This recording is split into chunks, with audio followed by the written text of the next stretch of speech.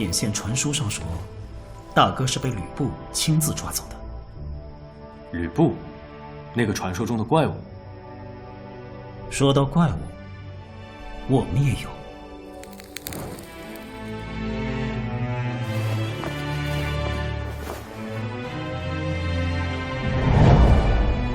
残兵随时可以出发。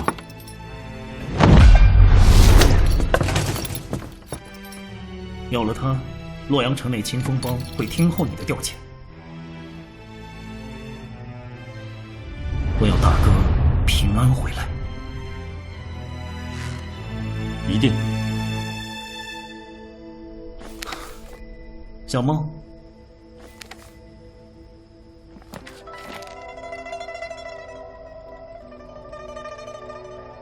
公子，为什么我又要？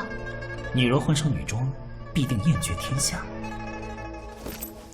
我同意。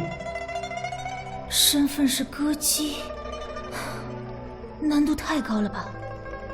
豫州刺史王允是父亲生前好友，曾得罪中常侍张让，在河内避祸。我与他交好，张让被讨杀之后，王允已回到洛阳，如今官拜司徒，他会全力助你入宫。还要入宫？入宫这种事，我们这些人里只有你才能办到。从今天起，你就是信中的那个人。